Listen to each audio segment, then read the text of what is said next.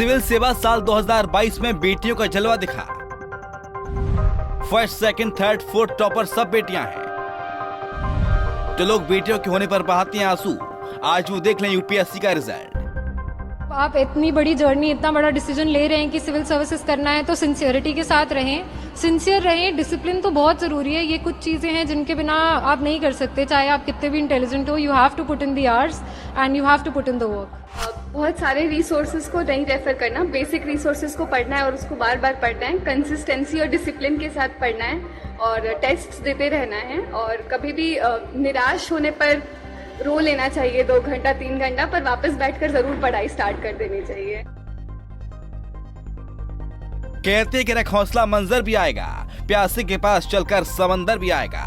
थक कर न बैठे मंजिल के मुसाफिर, मंजिल भी मिलेगी और मिलने का मजा भी आएगा। कल यानी कि 23 मई को सिविल सेवा साल 2022 का परिणाम घोषित कर दिया गया, जिसमें देश की चैंपियन बेटियों का जलवा देखने को मिला। First, second, third, fourth topper सब बेटियां हैं। इन बेटियों पर देश को गर्व है। इन बेटियों के हौसले, जोश और जज्बात को सलाम। कभी परिणाम की चिंता किए बगैर मेहनत करती गईं और आज इसका रिजल्ट सबके सामने है। इन बेटियों के लिए 2 लाइन। बिजली चमकती है तो आकाश बदल देती है, आंधी उठती है तो दिन रात बदल देती है, जब गरजती है नारी शक्ति तो इतिहास बदल देती है। वाकई में इन बेटियों ने तो इतिहास ही बदल दिया। दरअसल 23 मई को सिविल सेवा साल 2022 का परिणाम घोषित किया गया, जिसमें देश की बेटियों ने बाजी मारी। साथ ही बिहार का जलवा भी हर बार की तरह इस बार भी कायम रहा, क्योंकि फर्स्ट और सेकंड दोनों टॉपर बिहार की बेटियां हैं। पहली टॉपर का नाम है इशिता किशोर, जो 27 साल की है। उनका तीसरा प्रयास था और तीसरे प्रयास में उन्होंने टॉप किया। आइए सुनाते हैं आपको रिजल्ट आउट होने के बाद इशिता का पहला रिएक्शन क्या था।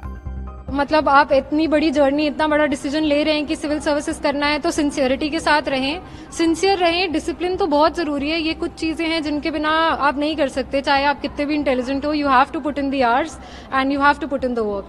फैमिली का कितना सपोर्ट रहा है इस दौरान? I think infinite support था. They were just giving, and even though I did not clear prelims twice, the kind of belief they had in me and the way they pushed me and the way they made everything easy for me, I will be obliged to them.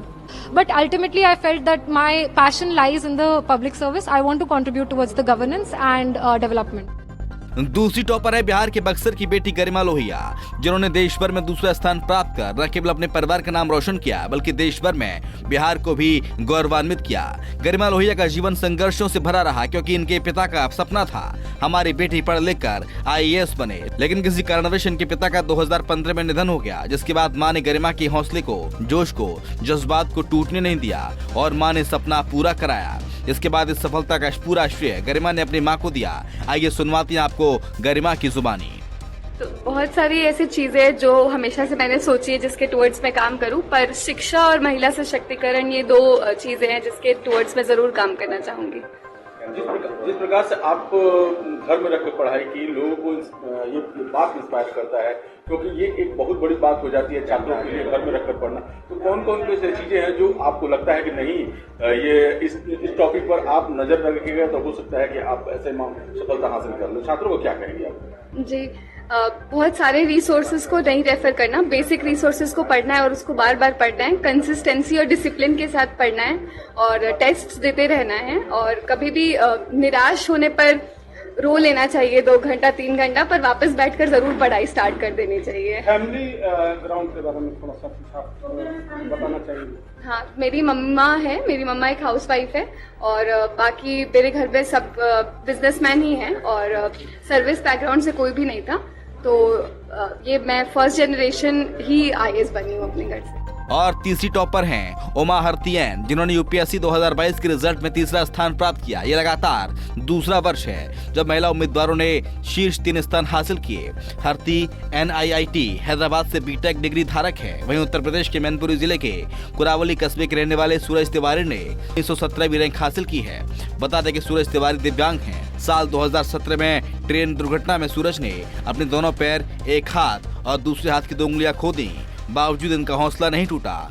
उनके इस हौसले को आज पूरा देश सलाम कर रहा है। दिव्यांगता को अपनी मंजिल के रास्ते में बाधा नहीं बनने दिया और मेहनत में कोई कसर नहीं छोड़ी और आज बुलंदियों को चूम लिया। तभी कहते हैं कि रखो भरोसा अपनी मेहनत पर, ना कि किस्मत पर। किस्मत की भी इतनी औकात नहीं कि मेहनत के आगे वो आपके सपने को पूरा ना होने दे। बता दें कि पिछले साल भी यूपीएससी सिविल सेवा परीक्षा 2021 के अंतिम परिणाम चयन सूची में शीर्ष 3 स्थानों पर महिला उम्मीदवारों ने कब्जा जमाया था और इस बार भी महिलाओं का जलवा जलाल कायम रहा। सिविल सेवा परीक्षा 2021 में श्रुति शर्मा ने ऑल इंडिया रैंक 1 हासिल की थी, तो वहीं अंकिता अग्रवाल ने AIR 2 हासिल किया था और चंडीगढ़ की गामिनी सिंगला ने रैंक 3 हासिल की थी।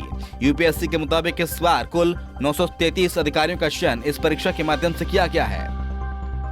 Bureau report, Punjab Kesari TV.